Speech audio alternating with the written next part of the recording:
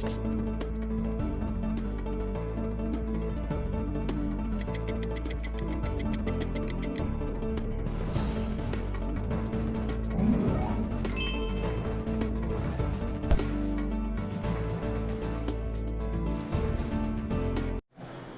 दोस्तों, मैं प्रवीण सर एक बार फिर से ब्राइट कोचिंग के यूट्यूब चैनल पर आपका स्वागत है।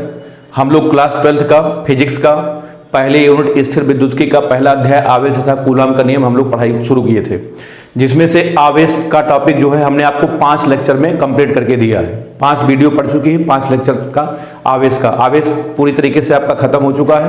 अब हम लोग आज अगला टॉपिक शुरू करते हैं कूलाम का नियम।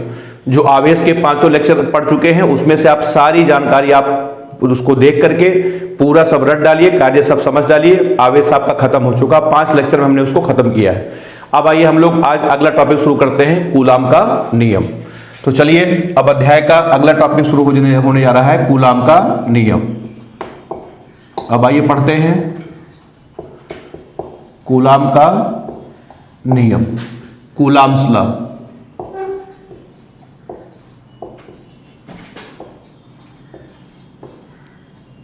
देखें कूलाम का नियम क्या है, पहले आपको थोड़ा सा इसके बारे में जानकारी दे दें, फिर बताते हैं कूलाम का नियम है क्या। देखें, ठीक है। देखिए जो कूलाम थे, कूलाम जो आपके वैज्ञानिक कूलाम थे, ये फ्रांस के रहने वाले थे। उसके बाद ये वेस्ट इंडीज में मिलिट्री में इंजीनियर थे, वेस्ट इंडीज में मिलिट्री में इंजीनियर थे। उसके बाद करीब 1783 के आसपास, ठीक है, इनकी नौकरी खत्म हुई, रिटायर हुई, तो वापस जो है ये फ्रांस आ गए। ठीक, वापस जो है अपने देश फ्रांस वापस लौट आए। ठीक, उसके बाद जब ये फ्रांस वापस आए, इसी के कुछ समय पहले न्यूटन ने दिया था गुरुत्वाकर्षण का नियम। ये देखिए यहाँ पर हमने मान लिया आपके न्यूटन है, न्यूटन ने जो है कुछ समय पहले दिया था गुरुत्वाकर्षण का नियम। तो कूलाम ने क्या किया, जैसे ही न्यूटन ने गुरुत्वाकर्षण का नियम दिया था उसी के आधार पर, उसी का अध्ययन करके इन्होंने अपना नियम दे डाला। ठीक, अब देखिए कैसे कैसे नियम दिया, एक एक करके आप समझिए। देखिए सबसे पहले न्यूटन ने बोला था कि अगर हम ब्रह्मांड में दो द्रव्यमानों को, पहला द्रव्यमान हमने मान लिया यम1 है, दूसरा द्रव्यमान आपका यम2 है। न्यूटन ने कहा कि अगर हम ब्रह्मांड में 2 द्रव्यमानों को एक दूसरे से कुछ दूरी पर रख दें तो इनके बीच में एक आकर्षण बल लगता है। कौन सा बल लगता है? आकर्षण बल लगता है, जिसे हम लोग कहते हैं गुरुत्वाकर्षण बल। एक आकर्षण बल लगता है जिस बल का नाम है गुरुत्वाकर्षण बल। इसी के आधार पर कूलाम ने भी बताया कि इसी प्रकार अगर हम 2 बिंदु आवेशों को, एक आवेश हमने मान लिया Q1 है, दूसरा आवेश हमने मान लिया Q2 है, अगर 2 बिंदु आवेशों को एक दूसरे से कुछ दूरी पर रख दें तो इनके बीच में या तो आकर्षण लगेगा, या तो आकर्षण बल लगेगा, या तो प्रतिकर्षण बल लगेगा। ठीक है, अगर दोनों, हम आपको पहले बता चुके हैं, अगर दोनों समान प्रकृति के हैं, दोनों अगर प्लस प्लस हैं या दोनों माइनस माइनस हैं, तो इनके बीच में प्रतिकर्षण लगेगा। और अगर दोनों विपरीत प्रकृति के हैं, एक प्लस है दूसरा माइनस है, तो इनके बीच में क्या लगेगा? आकर्षण लगेगा। और इस आकर्षण और प्रतिकर्षण बल का नाम कूलाम ने दिया वैद्युत बल। कौन सा बल दिया? वैद्युत बल। अब देखें, 2 द्रव्यमानों के बीच में लगता है गुरुत्वाकर्षण बल, ये हमेशा आकर्षण होगा। लेकिन 2 आवेशों के बीच में लगता है कौन सा बल? वैद्युत बल। ये आकर्षण भी हो सकता है और प्रतिकर्षण भी हो सकता है। अब देखें, न्यूटन ने बताया था कि ये जो गुरुत्वाकर्षण बल होता है F, ये समानुपाती होता है m1 इंटू m2। ठीक, ये समीकरण नंबर आपका 1। इसी प्रकार कूलाम ने भी बताया कि इन दोनों के बीच में जो वैद्युत बल लगेगा, हमने मान लिया वो F है, F समानुपाती Q1 इंटू Q2। ये आपका आ गया समीकरण नंबर 1। न्यूटन ने फिर बताया कि जो गुरुत्वाकर्षण बल है वो होता है F समानुपाती 1/r का स्क्वायर। ठीक, ये समीकरण नंबर 2 हो गया। इसी प्रकार कूलाम ने भी कहा कि मेरा भी जो बल है वो भी F समानुपाती 1/r का स्क्वायर। ये आपका आ गया समीकरण नंबर 2। अब न्यूटन ने कहा कि ये दोनों समीकरण मेरे गुरुत्वाकर्षण के नियम है, तो कूलाम ने भी कहा कि यही दोनों समीकरण ही मेरे कूलाम के नियम, यही दोनों समीकरण ही कूलाम का नियम है। अब इसको अगर हम शब्दों में बोलना चाहें तो आप आराम से बोल सकते हैं कि 2 स्थिर बिंदु आवेशों के बीच लगने वाला वैद्युत बल उनके आवेशों के गुणनफल के समानुपाती तथा उनके बीच की दूरी के वर्ग के व्युत्क्रमानुपाती होता है। तो चलिए, तो आपको कूलाम का नियम समझ में आ गया होगा। जैसे गुरुत्वाकर्षण का नियम है उसी प्रकार से सेम टू सेम आपका कूलाम का नियम है। गुरुत्वाकर्षण का नियम क्या है कि दो द्रव्यमानों के बीच लगने वाला गुरुत्वाकर्षण बल उनके द्रव्यमानों के गुणनफल के समानुपाती तथा उनके बीच की दूरी के वर्ग के व्युत्क्रमानुपाती होता है। यही दोनों न्यूटन का गुरुत्वाकर्षण का नियम है। इसी प्रकार कूलाम का भी नियम देख लें कि दो स्थिर बिंदु आवेशों के बीच लगने वाला आकर्षण या प्रतिकर्षण बल, मत बोलिए, सीधे बोलिए वैद्युत बल। वैद्युत बल में दोनों आ गया, या तो आकर्षण होगा या तो प्रतिकर्षण होगा। तो दो स्थिर बिंदु आवेशों के बीच लगने वाला वैद्युत बल उन आवेशों के गुणनफल के समानुपाती तथा उनके बीच की दूरी के वर्ग के व्युत्क्रमानुपाती होता है। यही दोनों समीकरण ही कूलाम का नियम है। अब आइए इसको शब्दों में हम लोग लिख करके फिर आगे काम बढ़ाते हैं, ठीक है। अब आप इसके बाद देखिए कूलाम के नियम को हम शब्दों में लिखते हैं, एक एक करके समझते चलिए। देखें तो यहां से हम कह सकते हैं कूलाम ने, यहां से देखें हम कह सकते हैं 1785 में फ्रांसीसी वैज्ञानिक कूलाम ने दो स्थिर बिंदु आवेशों के बीच, दो स्थिर बिंदु आवेशों के बीच, दो स्थिर बिंदु आवेशों के बीच लगने वाले वैद्युत बल के लिए, लगने वाले वैद्युत बल के लिए एक नियम दिया, के लिए एक नियम दिया जिसे कूलाम का नियम कहते हैं, जिसे कूलाम का नियम कहते हैं, ठीक। अब देखें, अब हम कह सकते हैं इस नियम के अनुसार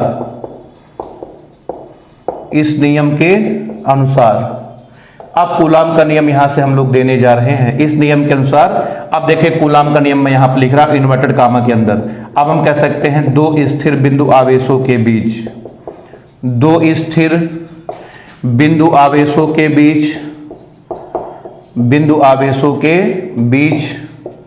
लगने वाला वैद्युत बल उन आवेशों की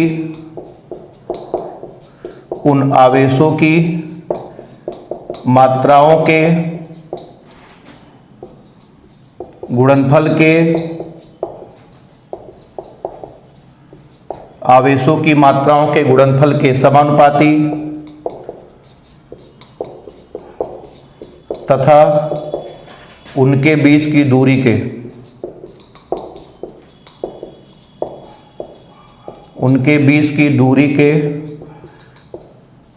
वर्ग के व्युत्क्रमानुपाती होता है।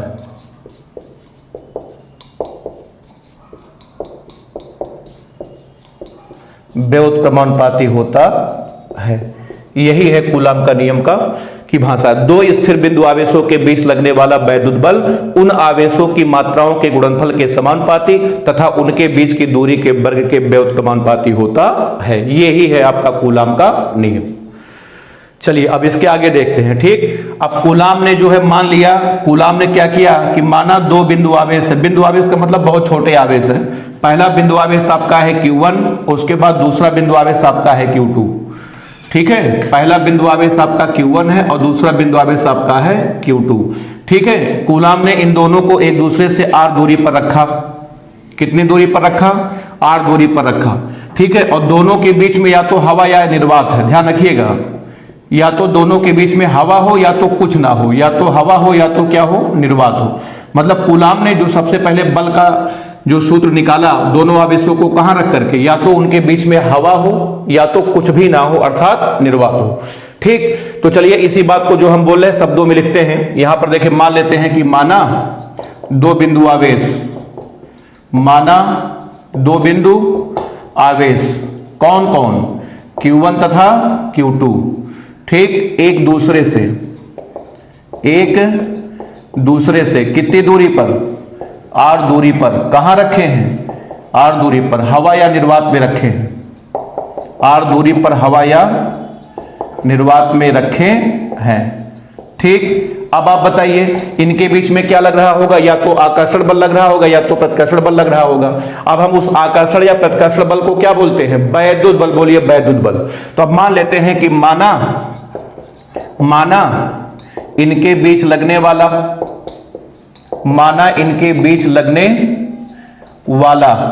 वैद्युत बल, माना इनके बीच लगने वाला वैद्युत बल मान लिया कितना है, कैपिटल F है। तो इसके पहले अभी कूलाम ने कहा, आपको बताया था कि सबसे पहले F समानुपाती आपका होगा Q1 इंटू Q2, ये है आपका समीकरण नंबर 1। और दूसरे में कूलाम ने कहा था F समानुपाती 1/r का स्क्वायर, ये आपका आ गया समीकरण नंबर 2। यही दोनों समीकरण ही कूलाम के क्या थे, नियम थे। चलिए अब आइए कूलाम ने क्या किया, इन दोनों को मिलाया जाए। आइए बात करते हैं फ्रॉम 1 and 2, समीकरण नंबर 1 और कहां से, 2 से। अब मिलाएंगे तो अब आपका आ जाएगा F समानुपाते Q1 इंटू Q2 बटे कितना, R का स्क्वायर। ठीक, दोनों को जब मिलाएंगे तो आपका आ जाएगा F समानुपाते Q1 Q2 बटे R का स्क्वायर। अब समानुपाती का चिन्ह हटाएंगे तो एक नियतांक जोड़ेंगे। तो कूलाम ने एक नियतांक जोड़ा, F बराबर स्मॉल k, उसके बाद Q1 इंटू Q2 बटे कितना, R का स्क्वायर। इसको कूलाम ने बोल दिया समीकरण नंबर 3। ठीक है, अब उसके बाद जो है कूलाम से पूछा गया कि स्मॉल के क्या है, तो कूलाम ने बताया कि कूलाम ने कहा जहां स्मॉल के एक समानुपाती नियतांक है, जहां स्मॉल के क्या है, एक समानुपाती नियतांक है, जहां स्मॉल के एक समानुपाती नियतांक है। यहां तक नोट कर ले, तब उसके बाद फिर हम लोग आगे चलते हैं। जहां के क्या है, के आपका एक समानुपाती नियतांक है। तो कूलाम ने माना कि मान लिया दो बिंदु आवेश Q1 तथा Q2 एक दूसरे से r दूरी पर कहां रखे हैं, हवा निर्वात में रखे हैं। तो जाहिर सी बात है इनके बीच में लग रहा होगा या तो आकर्षण या तो प्रतिकर्षण बल लग रहा होगा। ठीक है, उस आकर्षण प्रतिकर्षण बल को हम लोग क्या बोलते हैं, वैद्युत बल। तो माना इनके बीच लगने वाला वैद्युत बल कितना है, F है। F समानुपाती Q1 Q2 पहला समीकरण, F समानुपाती 1/r स्क्वायर दूसरा समीकरण। यही दोनों ही कूलाम के नियम है। अब कूलाम ने इन दोनों समीकरणों को जो मिलाया तो आपका आ जाएगा F समानुपाती Q1 Q2 बटे r स्क्वायर। समानुपाती का चिन्ह हटाया, एक नियतांक जोड़ा स्मॉल के। उनसे पूछा गया ये क्या है, उन्होंने कहा कि जहां स्मॉल के एक समानुपाती नियतांक है। चलिए, तो कूलाम ने इसको समीकरण नंबर 3 बोला। उसके बाद इनसे पूछा गया स्मॉल के क्या है, कूलाम ने बताया कि जहां स्मॉल के एक समानुपाती नियतांक है। अब इसके आगे देखना, फिर कूलाम ने कहा कि जहां के एक समानुपाती नियतांक है जिसका मान, अब यहां पर ध्यान समझिएगा, जिसका मान निर्भर करता है, जिसका मान क्या करता है, निर्भर करता है। अब आप देखना कि स्मॉल के का मान किस पर निर्भर करता है। ठीक, तो कूलाम ने कहा स्मॉल के का मान 3 बातों पर निर्भर करता है। किस पर 3 बातों पर निर्भर करता है। किस पर एक एक करके मैं आपको बताता हूं। सबसे पहले निर्भर करता है दोनों आवेशों के बीच माध्यम पर। सबसे पहले दोनों आवेशों के बीच माध्यम पर, दोनों आवेशों के बीच किस पर, माध्यम पर निर्भर करता है। उसके बाद फिर निर्भर करता है दोनों आवेशों के बीच दूरी पर। दोनों आवेशों के बीच किस पर, दोनों आवेशों के बीच दूरी पर। उसके बाद फिर निर्भर करता है बल, आवेश तथा दूरी के मात्रक पर। बल, आवेश एंड मतलब और दूरी के मात्रक पर। ठीक, इन 3 बातों पर निर्भर करता है किसका मान, स्मॉल के का मान। इसका मतलब यह हो गया कि स्मॉल के जहां जहां आएगा आपको ये 3 बातें याद रखनी पड़ेगी। मतलब स्मॉल के साथ में 3 प्रकार के लफड़े हैं। ठीक, स्मॉल के का मान इन तीनों बातों पर निर्भर करता है।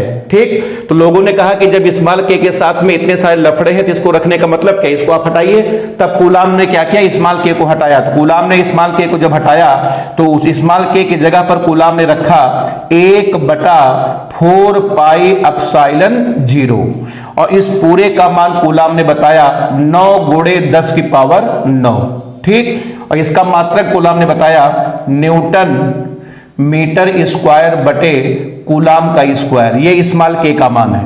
तो जब कूलाम ने स्मॉल के को हटाया तो उसके जगह पर ये चीज रखी है 1/4 पाई एप्सिलॉन 0 और इस पूरे का मान कूलाम ने बताया 9 × 10⁹ न्यूटन मीटर स्क्वायर बटे कूलाम का स्क्वायर। जैसे मान लिया आपको मात्रक भूल गए, मात्रक में आपको कोई दिक्कत है, आप यहां से मात्रक के का पता कर सकते हैं। सुनिए, जब आप यहां से k का मान निकालेंगे, यहां से देखिएगा ध्यान से, बस आपको मात्रक निकालने के लिए हम बता रहे हैं, ठीक है। जब यहां से k का मान निकालेंगे तो आपका आ जाएगा k बराबर f इंटू आर स्क्वायर बटे Q1 इंटू Q2, ये आ जाएगा। अब आप यहीं से मात्रक पता कर सकते हैं। ये देखिए बल का मात्रक हो गया न्यूटन, दूरी का मात्रक मीटर का स्क्वायर और बटे कूलाम गुणे कूलाम, कूलाम का स्क्वायर। तो k का मात्रक क्या आ गया, न्यूटन मीटर स्क्वायर बटे कूलाम का स्क्वायर, यही यहां पर लिखा गया है, ठीक है। अच्छा, अब आप इसके आगे आप देखें, ठीक। अब देखिए यहां से एक हमारे इसमें जो है एक नई राशि हमारे सामने आ चुकी है, ये है आपका एप्सिलॉन 0। तो चलिए अब k का मान हम लोग समीकरण नंबर 3 में रख दिया जाए।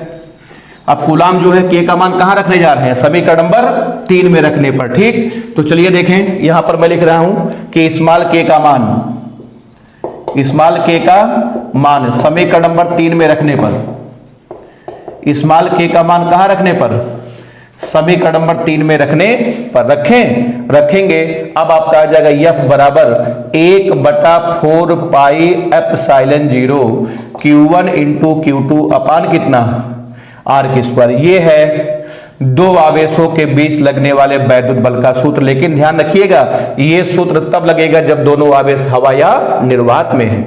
और ये बताइए, जहां 1/4 पाई एप्सिलॉन 0 इस पूरे का मान है 9 गुणे 10 की power 9 newton metre square upon कितना, कूलाम का स्क्वायर। ये इस पूरे का मान अगर आपको रखना पड़ा, आप कितना रखेंगे, 9 गुणे 10 की पावर 9 न्यूटन मीटर स्क्वायर बटे कूलाम का स्क्वायर। चलिए यहां तक तो आपका हो गया। अब देखिए यहां से कूलाम से पूछा गया कि भाई 4 तो समझ में आ रहा है, पाई भी समझ में आ रहा है, ये कौन सी राशि है, ये जो आप डिजाइन बनी यहां पर ये क्या है। तो कूलाम ने इसके बारे में बताया। कूलाम ने कहा कि जहां ये जो डिजाइन है आपकी, ये डिजाइन, इसको हम लोग पढ़ते हैं हिंदी में एप्सिलॉन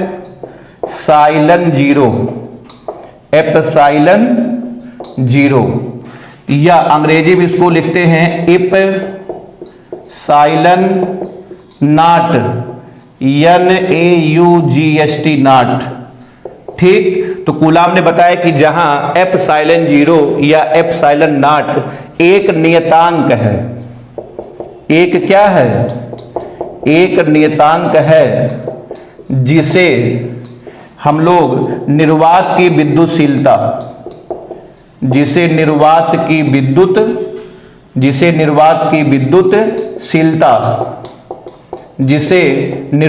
विद्युतशीलता कहते हैं। ये जानकारी किसके बारे में, एप्सिलॉन 0 के बारे में। ये आपका एप्सिलॉन 0 या एप्सिलॉन जो आपका नॉट है, ठीक, ये एक नियतांक है जिसे हम लोग निर्वात की विद्युतशीलता कहते हैं, ठीक। चलिए अब उसके बाद लोगों ने कूलाम से पूछना शुरू किया कि इसका मात्रक क्या है, इसका मान क्या है, वगैरह वगैरह। अब हम लोग सारी जानकारी किसके बारे में बात करेंगे, एप्सिलॉन 0 के बारे में बात करेंगे। चलिए अब हमारे बीच में एक नए लोग आ चुके हैं, उनका नाम है एप्सिलॉन 0 या एप्सिलॉन नॉट। अब आपको हम सारी जानकारी एप्सिलॉन 0 के बारे में हम क्या बताएंगे, कूलाम बताएंगे, ठीक। चलिए देखें, अब सबसे पहले लोगों ने पूछा कि भाई एप्सिलॉन 0 का मात्रक क्या होता है, ठीक है। तो यहां पर हमें हेडिंग करके एक एक करके सबसे पहले हम लोग स्टेप वाइज काम करेंगे। सबसे पहले देखें एप्सिलॉन 0 का मात्रक, ठीक। उसी के बाद सब कूलाम के नियम के अंतर्गत ये सब है। कूलाम का नियम तो बहुत छोटा है, लेकिन इसमें बहुत सारे पॉइंट है, एक एक करके आप देखें। सबसे पहले कूलाम से पूछा गया एप्सिलॉन 0 का मात्रक बताइए, ठीक है। तो चलिए एप्सिलॉन 0 का मात्रक निकाला जाए। देखिए कैसे निकालते हैं, आप ध्यान समझिएगा, ठीक है। आप सीख ले, कभी मान लिया भूलते हैं, जब चाहे तब आप पता कर सकते हैं। यह बराबर 1/4 pi epsilon 0 Q1 into Q2 अपान कितना, R का स्क्वायर, यही बल का सूत्र है। अब आप यहां से त्रिज्या गुणा करिए, गुणा करेंगे तो आपका आ जाएगा F into 4 pi epsilon 0 into R square बराबर आपका आ जाएगा Q1 इंटू Q2। अब यहां से आप एप्सिलॉन 0 का मान निकालिए तो आपका आ जाएगा Q1 इंटू Q2 अपान F into 4 pi into R का स्क्वायर। अब आप यहां से मात्रक पता कर सकते हैं, देखें ध्यान से, बताइए आवेश का मात्रक क्या होता है, कूलाम, फिर आवेश का मात्रक क्या होता है, कूलाम, अपान बल का मात्रक होता है न्यूटन, 4 पाई आपका संख्या है, इसका कोई मात्रक होगा नहीं, दूरी का मात्रक होता है मीटर, तो ये आपका आ जाएगा मीटर का स्क्वायर। तो ये देखिए यहां से एप्सिलॉन 0 के मात्रक आपके आ गए, ये देखिए एप्सिलॉन 0 का मात्रक आपका आ गया कूलाम स्क्वायर बटे न्यूटन इंटू मीटर का स्क्वायर। ये है एप्सिलॉन जीरो का मात्रक। ठीक है, तो एप्सिलॉन जीरो का मात्रक देखिए यहां पे थोड़ा सा अलग करके हम इसको लिखें। मात्रक आपका आ गया coulomb square upon newton into metre का स्क्वायर, ये पहला मात्रक है। अच्छा, एक मात्रक और होता है, अभी हम आपको बता दे रहे हैं, लिख लें, रट डालें, आगे जब धारिता का चैप्टर पढ़ेंगे तो उसमें आपको बताएंगे। अगला मात्रक होता है फैरड बटे मीटर। अगला मात्रक होता है फैरड अपान मीटर, ये भी याद रखिए, आगे काम देगा। ये दोनों के दोनों मात्रक आपके किस पद्धति में है? यमकेश पद्धति में है, यमकेश में। ठीक, तो एप्सिलॉन जीरो का मात्रक अगर आपको याद है तो अच्छी बात है, coulomb square upon newton metre square या फैरड बटे मीटर। अगर भूल गया है तो जब चाहे तब आप निकाल सकते हैं। ये थी आपकी एप्सिलॉन जीरो का मात्रक। चलिए, मात्रक हो गया, नोट कर लिया होगा आपने। अब आइए आगे बढ़ते हैं, सारी जानकारी एप्सिलॉन जीरो के बारे में एक एक करके आपको बताते हैं। मात्रक हो गया, रट गया। मात्रक क्या है? कूलाम स्क्वायर बटे न्यूटन मीटर का स्क्वायर। चलिए अब आइए बात करते हैं एप्सिलॉन जीरो की बीमा। बीमा इसकी बहुत ही महत्वपूर्ण है, कई बार आपके पेपर में पूछा गया है। ठीक है, बीमा पे स्टार बना रहे हैं, इसको बीमा निकालना सीखें। देखें, तो सबसे पहले अभी हमने आपको बताया मात्रक होता है coulomb square upon newton into metre का स्क्वायर। ठीक है, अब आप कूलाम को तोड़िए। ठीक है, तो याद करिए, हमने आपको बताया था सबसे पहले आवेश का सूत्र क्यू बराबर होता है I इंटू टी, धारा का मात्रक होता है एम्पियर, समय का मात्रक होता है सेकेंड। समझ में आ रहा है? तो बताइए, जहां पर कूलाम है उसके जगह पर, इसी को कूलाम बोलते हैं, कूलाम के मात्रक में आवेश का मात्रक हमने आपको बताया था। तो बताइए, जहां पर कूलाम है वहां पर क्या लिख सकते हैं? Ampere into second. तो आइए लिखते हैं, ये देखिए, अब कूलाम के जगह पर हम लोग लिखेंगे एम्पियर, उसके बाद सेकंड का क्या? स्क्वायर अपान आपका आ जाएगा न्यूटन इंटू मीटर का स्क्वायर। अब आप इसको सही करें तो आपका आ जाएगा second square into ampere square upon newton into metre का स्क्वायर। चलिए अब आइए बीमा लिखें। चलिए बीमा लिखने जा रहे हैं। ठीक है, तो देखिए बीमा हम लोग लिखते हैं, बीमा सेकंड को किससे लिखते हैं? टी से, टी का वर्ग, एम्पियर को बोलो ए से, ए का स्क्वायर। और हमें उम्मीद है कि न्यूटन की बीमा याद होगी आपको, न्यूटन की बीमा हमेशा याद होनी चाहिए। न्यूटन की बीमा होती है mLT - 2, ये न्यूटन की बीमा आपकी हो गई। उसके बाद मीटर की बीमा क्या होती है? यल, ये देखिए आपका आ जाएगा यल का स्क्वायर। आया? चलिए अब आप इसको जो है ऊपर नीचे करिए, आपका आंसर है यम को ऊपर भेजिए, तो आपका आ जाएगा यम की पावर -1। उसके बाद 2 और 1, यल की पावर 3 हो जाएगा, ऊपर जाकर के -3, यल की पावर -3, ये ऊपर जाएगा, ऊपर जाकर के टी की पावर आपका आ जाएगा 4, उसके बाद आपका आ जाएगा ए की पावर 2। ये है एप्सिलॉन जीरो की बीमा। यम की पावर -1, यल की पावर -3, टी की पावर 4 और उसके बाद आपका है ए की पावर 2। बीमा जल्दी से आप नोट कर लें, उसके बाद फिर हम लोग आगे चलते हैं। ये है आपकी एप्सिलॉन जीरो की बीमा। रट नहीं सकते, जब चाहे तब आप निकाल सकते हैं, आसान है तरीका आपके सामने निकालने का। बस वही कूलाम जो है उसको तोड़ दे, एम्पियर इंटू सेकंड में तोड़ दें बस। ठीक, चलिए बीमा हो गई। अब आइए हम लोग बात करते हैं एप्सिलॉन जीरो का मान। अगली हेडिंग आपकी है एप्सिलॉन जीरो का मान। तो चलिए मान आपको बताते हैं एप्सिलॉन जीरो का मान कितना होता है। देखें, अभी थोड़ी देर पहले कूलाम ने आपके सामने बताया था कि 1/4 पाई एप्सिलॉन जीरो का मान होता है 9 गुणे 10 की पावर 9। ठीक, अब यहां से क्रॉस मल्टीप्लाई करिए, तिरछा गुणा करिए जरा, तो आपका आएगा 4 पाई एप्सिलॉन जीरो इंटू 9 गुणे 10 की पावर 9, ये बराबर आपका आ जाएगा 1। आया?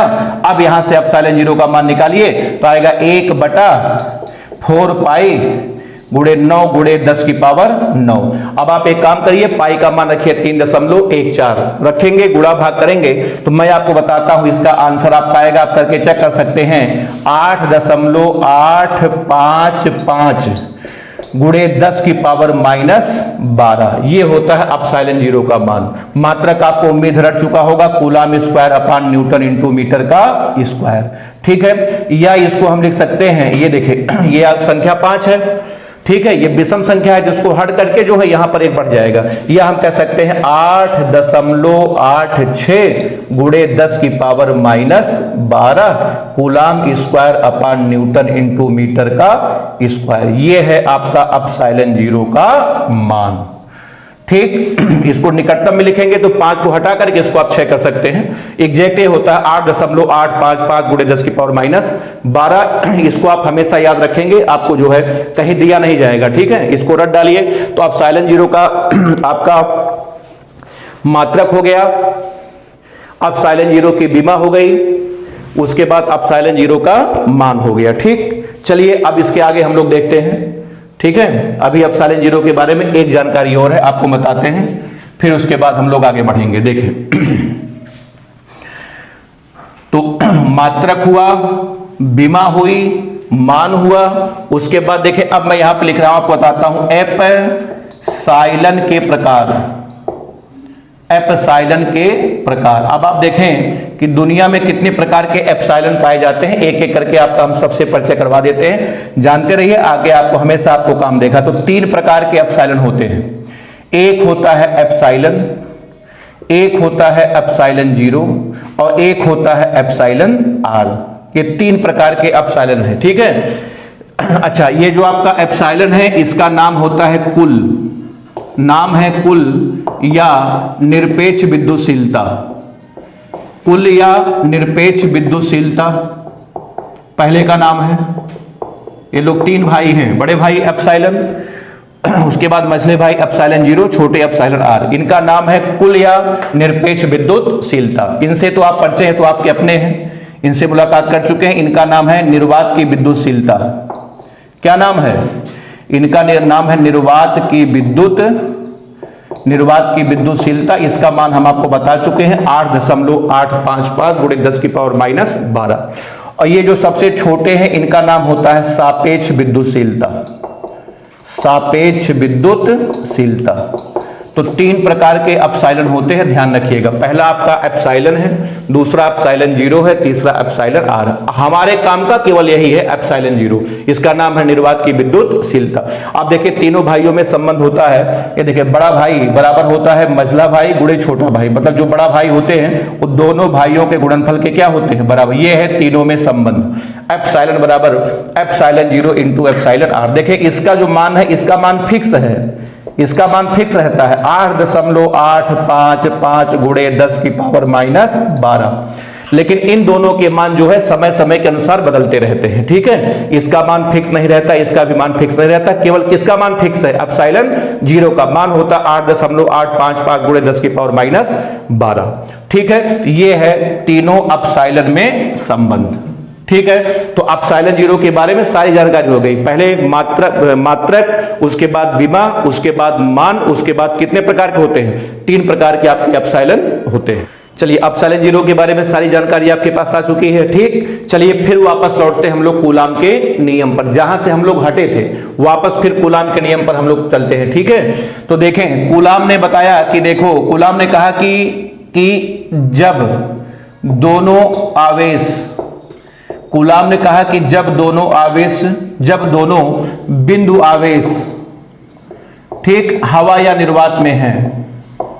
कूलाम ने बताया कि जब दोनों बिंदु आवेश कहां हैं? हवा या निर्वात में हैं। तो मैंने बल का सूत्र निकाल लिया है। बल का सूत्र होता है F बराबर 1/4 पाई एप्सिलॉन जीरो, उसके बाद Q1 इंटू Q2 अपान R का स्क्वायर, ठीक। कूलाम ने कहा कि देखो जब दोनों बिंदु आवेश हवा निर्वात में है, बल का सूत्र आपका लगेगा F बराबर 1/4 pi epsilon zero Q1 Q2 अपान R का स्क्वायर, ठीक। यह सूत्र किसके लिए है? जब दोनों बिंदु आवेश आपका हवा या निर्वात में है। अब कूलाम से पूछा गया कि देखिए जरूरी नहीं है कि दोनों बिंदु आवेश हमेशा हवा या निर्वात में है, हो सकता है किसी माध्यम में रखे हो सकता है पानी में हो, डीजल में हो, मोबिल में हो, तेल में हो, तब क्या करेंगे?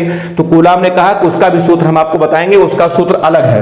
अब कूलाम ने फिर कहा कि जब दोनों बिंदु आवेश, कूलाम ने फिर बताया कि जब दोनों बिंदु आवेश किसी माध्यम में है, जब दोनों बिंदु आवेश कहां हैं?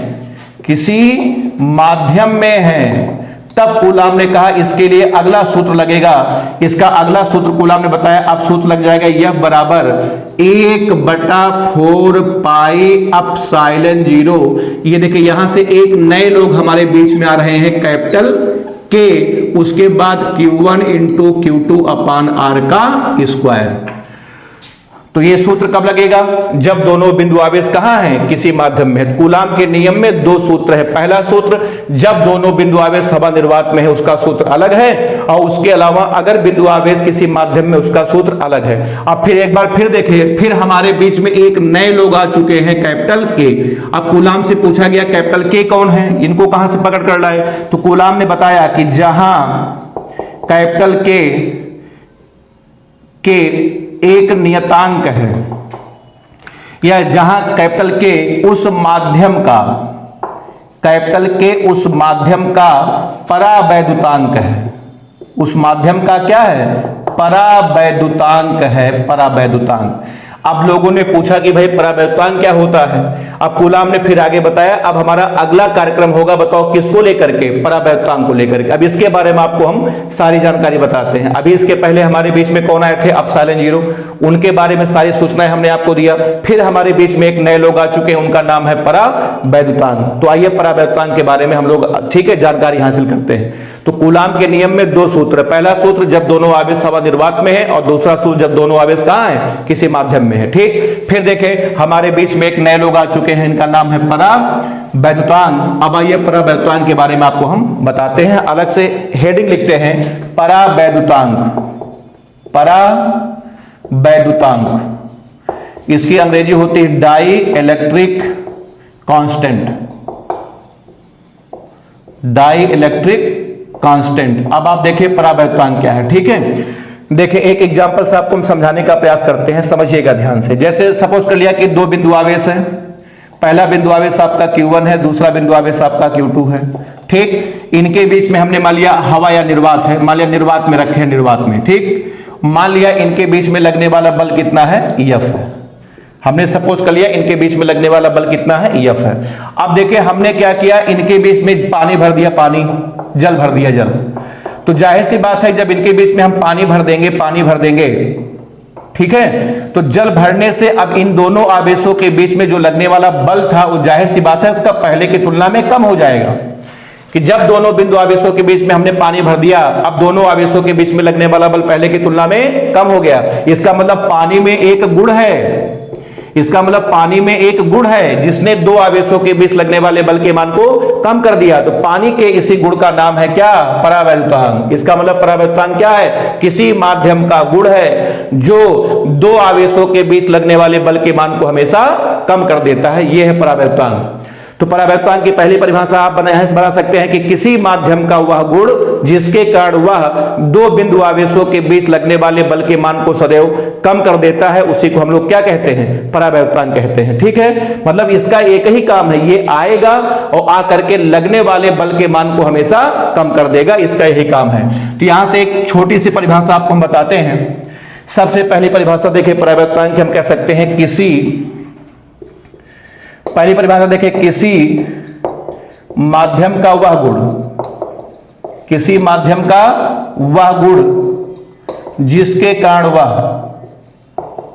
किसी माध्यम का वह गुण जिसके कारण वह दो बिंदु आवेशों के बीच, जिसके कारण वह दो बिंदु आवेशों के बीच, दो बिंदु आवेशों के बीच लगने वाले वैद्युत बल के मान को, लगने वाले वैद्युत बल के मान को सदैव कम कर देता है, सदैव कम कर देता है, परावैद्युतांक कहते हैं। सदैव कम कर देता है, परावैद्युतांक कहते हैं। ये पहली परिभाषा है। ठीक, अब देखिए दूसरी परिभाषा आपको बताते हैं, या हम कह सकते हैं या। ठीक, अब देखिए एक राशि की बात आपको बताए, ध्यान से समझिएगा। देखिए अभी अभी हमने आपको बताया था कि एप्सिलॉन तीन प्रकार के होते हैं, एक एप्सिलॉन जीरो, उसके बाद एप्सिलॉन आर। अब यहां से देखिए एक बहुत ही महत्वपूर्ण जानकारी सुनिएगा। ये देखिए, ये जो आपका एप्सिलॉन आर है इसका नाम होता है सापेक्ष विद्युतशीलता। अभी थोड़ी देर पहले आपको हम बता के आए थे, इसका क्या नाम है? इसका नाम है सापेक्ष विद्युतशीलता। अब सुनिए, ये जो आपका एप्सिलॉन आर है इसी को हम लोग कहते हैं परावैद्युतांक, यही आपका कैपिटल के है। तो दूसरी परिभाषा हम कह सकते हैं कि उन्हीं को हम लोग के कहते हैं। किनको? सापेक्ष विद्युतशीलता को ही हम लोग क्या कहते हैं, परावैद्युतांक कहते हैं। अब यहां से देखिए, या हम दूसरी परिभाषा यहां से हम बोल रहे हैं कि अर्थात किसी माध्यम सापेक्ष विद्युतशीलता को ही, अगली परिभाषा सापेक्ष विद्युतशीलता को ही किसी माध्यम का परावैद्युतांक कहते हैं।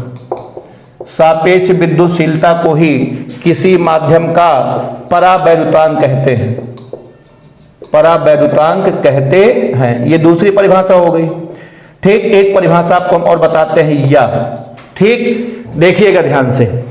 अभी हमने आपको बताया था अपसाइलन 0, अपसाइलन r, तीनों में संबंध हमने बताया था कि अपसाइलन बराबर अपसाइलन 0 इंटू अपसाइलन r। यहां से आप अपसाइलन r का मान निकालिए तो आपका आ जाएगा अपसाइलन अपान अपसाइलन 0 आया। अब बताइए यही कौन है, यही आपका k है। अब यहां से तीसरी परिभाषा हम बोल सकते हैं कि उनके और उनके अनुपात को कौन कहते हैं, हम लोग के कहते हैं के। तो अगली परिभाषा है कि परावैद्युतांक जो होता है वो उनका और उनका अनुपात होता है। किनका किनका, इसका नाम है कि कुल विद्युतशीलता, इसका क्या नाम है, निर्वात की विद्युतशीलता। इन्हीं दोनों के अनुपात को हम लोग क्या कहते हैं, परावैद्युतांक कहते हैं। अब यहां से तीसरी परिभाषा हम लोग बोल सकते हैं कि कुल विद्युतशीलता, कुल विद्युतशीलता तथा निर्वात की विद्युतशीलता, कुल विद्युतशीलता तथा निर्वात की विद्युतशीलता, निर्वात की विद्युतशीलता के अनुपात को ही परावैद्युतांक कहते हैं। के अनुपात को ही क्या कहते हैं, परावैद्युतांक कहते हैं। अब बताइए परावैद्युतांक की तीन परिभाषा हमने आपको बताई। सबसे पहली परिभाषा एकदम सिंपल है, किसी माध्यम का वह गुण जिसके कारण वह दो बिंदु आवेशों के बीच लगने वाले बल के मान को सदैव कम कर देता है, क्या कहते हैं, परावैद्युतांक कहते हैं। दूसरी परिभाषा आपकी है कि सापेक्ष विद्युतशीलता को ही किसी माध्यम का परावैद्युतांक कहते हैं। उसके बाद तीसरी परिभाषा आपकी है कुल विद्युतशीलता तथा निर्वात की विद्युतशीलता के अनुपात को ही परावैद्युतांक कहते हैं। ठीक, तो तीन परिभाषा है, तीनों में से आप कोई भी याद करके कभी पूछा जाए तो आप बता सकते हैं। हमने तीन परिभाषा आपको बताई। आप देखें परावैद्युतांक के बारे में आगे की जानकारी एक एक करके आपको हम सब बताते हैं। ठीक, ज्यादा नहीं, बस तीन चार छोटे छोटे पॉइंट है, देख ले, खत्म हो जाए, ताकि कभी इसके बारे में कोई कंफ्यूजन आपको ना रहे। चलिए देखें, अब इसमें हम लिख रहे हैं नंबर 1, पहला पॉइंट लिख रहे हैं परावैद्युतांक को। सबसे पहला पॉइंट है परावैद्युतांक को हम लोग कैपिटल के से लिखते हैं। सबसे पहला पॉइंट है परावैद्युतांक को किससे लिखते हैं, कैपिटल के से लिखते हैं। पहला पॉइंट आप जानते ही हैं। दूसरा पॉइंट ये है कि के का मान अलग अलग माध्यम के लिए अलग अलग होता है। के का मान अलग अलग माध्यम के लिए ठीक अलग अलग होता है। ठीक है, किस माध्यम के लिए के का मान कितना होगा आपको दिया रहेगा, रटने की जरूरत नहीं है। ठीक है, सब दिया रहता है। ठीक है, प्रश्न में के का मान अलग अलग माध्यम के लिए अलग अलग होता है। अच्छा, उसके बाद देखिए तीसरा पॉइंट आपका है कि के का कोई मात्रक नहीं होता। के का मात्रक नहीं होता। ठीक, अब बताइए जिसका मात्रक नहीं होगा उसकी बीमा नहीं होगी, अतः हम कह सकते हैं के बीमाहीन राशि है। के कौन सी राशि है, के आपकी बीमाहीन राशि है। उसके बाद देखिए पांचवें पॉइंट में जानकारी आपको बता रहे, आपको याद रखना है। देखिए हवा या निर्वात के लिए, हवा या निर्वात के लिए, हवा या निर्वात के लिए के का मान 1 होता है। के का मान 1 होता है, आप इसको याद रखिएगा। ठीक है, देखिए आपको बता दें जो हवा है, हवा, ठीक है, हवा के लिए सुन लीजिए, हवा के लिए जो के का मान होता है वो 1.000 लगभग 5 के होता बराबर होता है। मतलब 1 से थोड़ा सा ज्यादा होता, 0.005, उसके बाद यहां पर आपका 9 आता है। 9 ये हवा के लिए के का मान है, ये ध्यान रखिए, एग्जैक्ट ये होता है। लेकिन इसको भी लगभग में हम लोग कितना लिखेंगे, एक लिखेंगे, तो आप इसको एक ही मानिए, ठीक है। जानते रहिएगा निर्वात के लिए एग्जैक्ट एक होता है, हवा के लिए एक से थोड़ा सा ज्यादा होता है, कितना, 1.000059। इसको भी लगभग हम लोग कितना लिखेंगे, एक ही लिख करके आप काम चलाइए, ये सब आपको जानने की जरूरत नहीं है, ठीक है। चलिए, हवा निर्वात के लिए के का मान 1 होता है। उसके बाद धातु के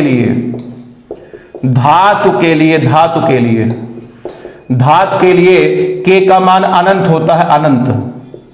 जितने भी धातुओं हैं सबके लिए परावर्तन का मान कितना होता है, अनंत होता है।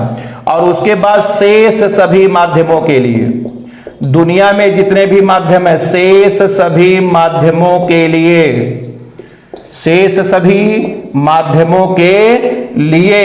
के का मान हमेशा 1 से बड़ा होगा।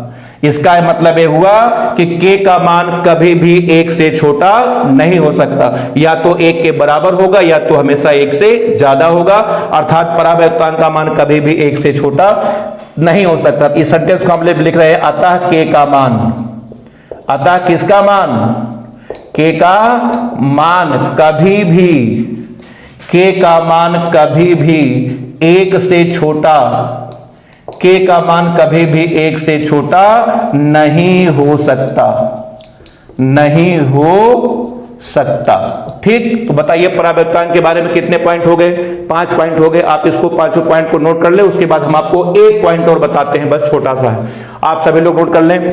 तो के बारे में सबसे पहले परावर्तन को के से लिखते हैं। नंबर 2, के का मान अलग अलग माध्यमों के लिए अलग अलग होता है।